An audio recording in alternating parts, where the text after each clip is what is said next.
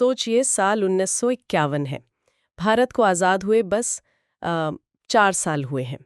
एक नया संविधान, नई उम्मीदें, लेकिन साथ ही पुरानी चुनौतियां भी। बिल्कुल। और सबसे बड़ी चुनौतियों में से एक थी जमींदारी प्रथा, मतलब सदियों पुरानी व्यवस्था। हाँ, लाखों किसान थे जो मेहनत करते थे पर जमीन के मालिक नहीं थे।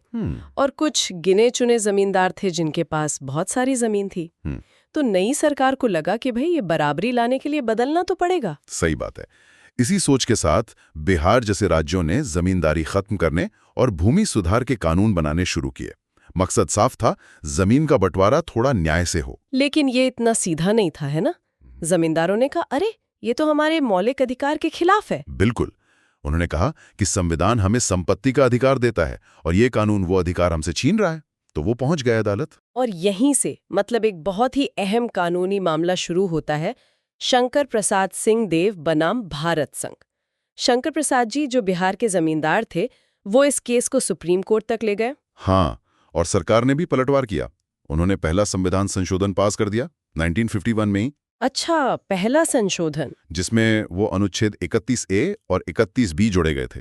वही इनका मकसद ही यही था कि भूमि सुधार कानूनों को अदालती चुनौती से बचाया जाए, ये कहकर कि ये मौलिक अधिकारों का उल्लंघन कर रहे हैं। तो आज हम इसी केस की तह में जाएंगे।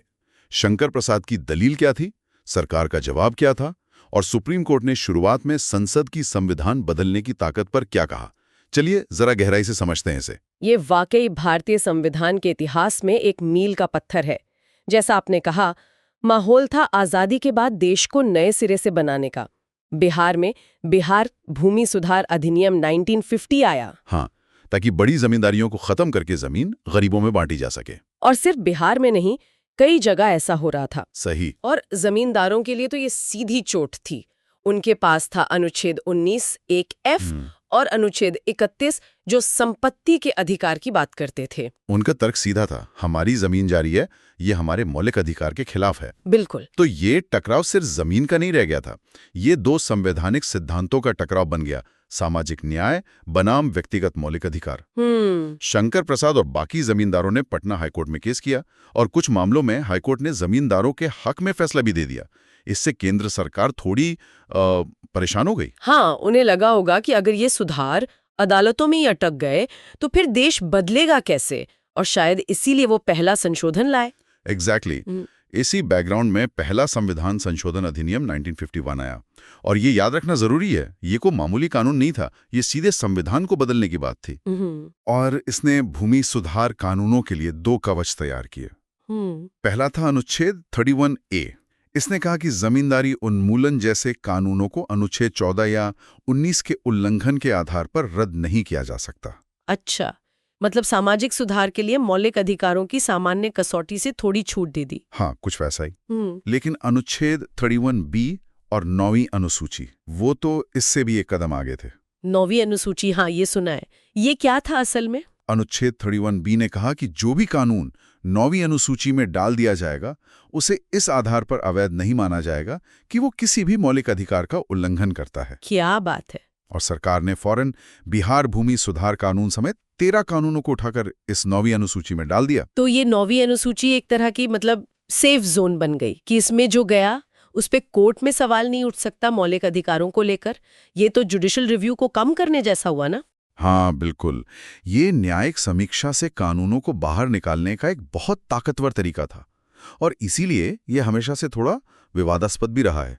सही है। पर उस वक्त सरकार का तर्क था कि देखो भाई, देश का विकास करना है, सामाजिक न्याय लाना है, तो सुधारों को लंबी कानूनी लड़ाइयों से बचाना जरूरी है। ठीक है, तो सरकार ने तो अपना बचाव कर लिया, लेकिन शंकर प्रसाद कहाँ रुकने वाले थे? उन्होंने फिर सीधे पहले संशोधन को ही चुनौती दे दी। ये तो गजब का मोड़ था। हाँ, ये उनकी अगली चाल थी। अब उनका तर्क ये नहीं था कि बिहार का कानून गलत है, अब वो कह रहे थे कि जिस तरीके से संविधान बदला गया है, यानी ये जो पहला संशोधन है, ये खुद ही गैर संवैधानिक है। अच्छा, और किस आधार पर कह रहे थे वो ये? उनका मेन हथियार था अनुच्छेद 13(2). ये कहता है कि राज्य कोई ऐसा कानून लॉ नहीं बनाएगा जो मौलिक अधिकारों को छीनता है या कम करता है। हाँ, ये तो मौलिक अधिकारों का एक तरह से गार्ड है। ये भी तो अनुच्छेद 13(2) के हिसाब से एक कानूनी है। ओह, तो उनका कहना था कि क्योंकि पहला संशोधन संपत्ति के मौलिक अधिकार को सीमित कर रहा था, वो अनुच्छेद 13(2) के खिलाफ है और इसलिए पूरा संशोधन ही रद्द होना चाहिए। मतलब संसद मौलिक अधिकारों को कम कर ही नहीं सकती। यही उनकी दलील का सार था। ये सवाल सीधा संसद की संविधान बदलने की ताकत और उसकी हदों पर था।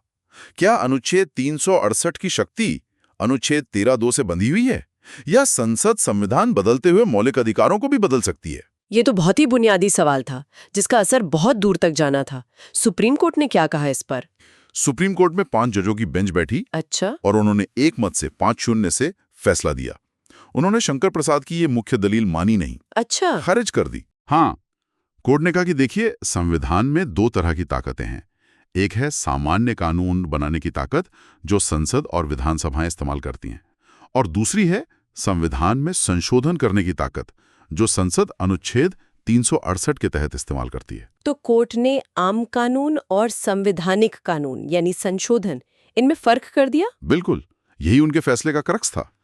कोर्ट ने कहा कि अनुच्छेद 13(2) में जो कानून, लॉ शब्द है, उसका मतलब सिर्फ सामान्य कानूनों से है। वो उस कानून पर लागू नहीं होता जो संसद अपनी संवैधानिक शक्ति, कॉन्स्टिट्यूएंट पावर का इस्तेमाल करके अनुच्छेद 368 के तहत बनाती है, यानी संविधान संशोधन। कोर्ट के हिसाब से अनुच्छेद 368 अपने आप में पूरा है और वो संविधान के किसी भी हिस्से में बदलाव की ताकत देता है, जिसमें मौलिक अधिकार भी शामिल हैं। अरे, इसका मतलब कोर्ट ने मान लिया कि संसद मौलिक अधिकारों को भी बदल सकती है, उन्हें कम कर सकती है, खासतौर पर अगर सामाजिक सुधारों के लिए जरूरी हो। तो ये तो संसद को बहुत ज्यादा ताकत देने जैसा नहीं हुआ? अधिकार कभी बदले ही ना जा सकें, तो वो अनुच्छेद 368 में साफ साफ लिख देते।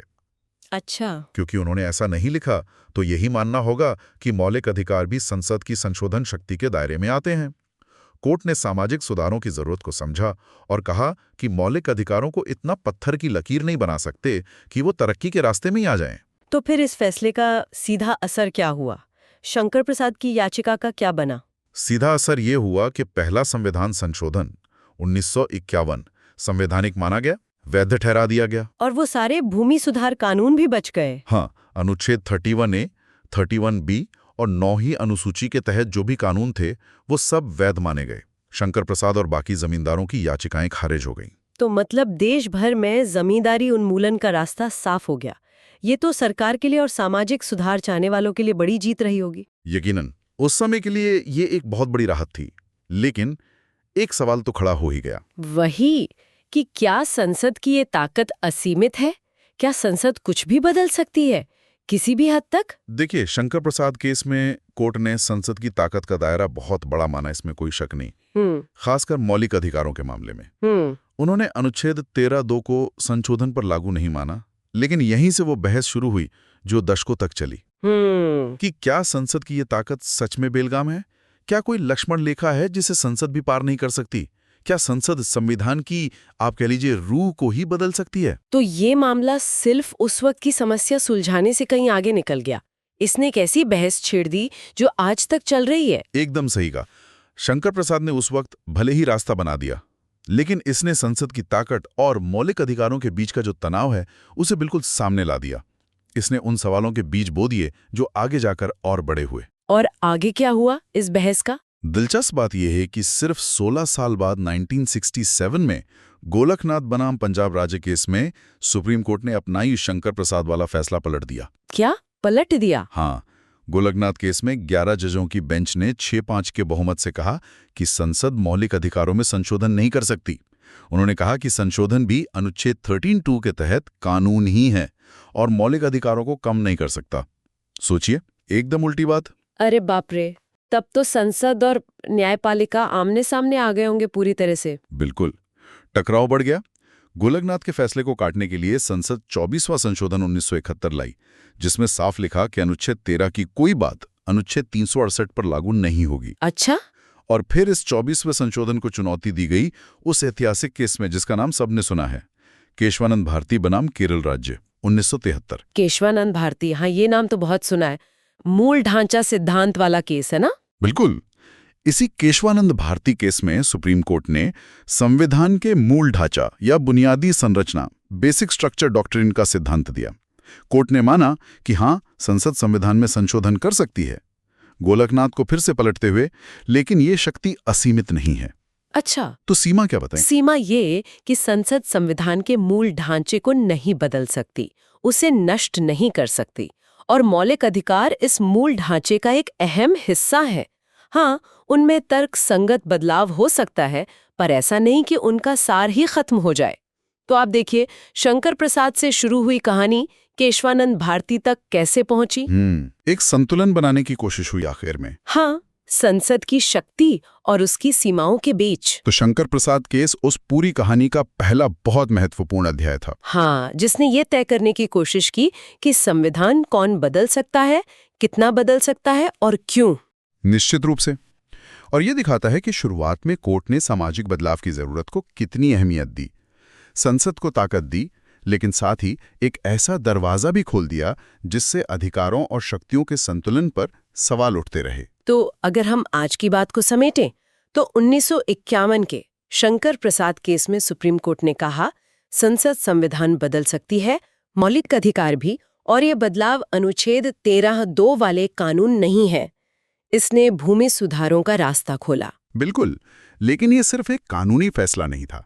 इसने ये भी दिखाया कि एक नया लोकतंत्र अपने संविधान को सामाजिक न्याय के लिए कैसे इस्तेमाल कर सकता है।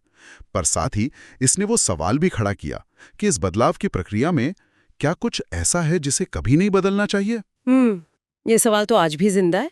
और दिलचस्प यह है कि जहां इस फैसले ने उस वक्त संसद को ज्यादा ताकत दी, वहीं इसने मौलिक अधिकारों और संविधान की सर्वोच्चता पर एक ऐसी बहस शुरू की जो आज भी मायने रखती है।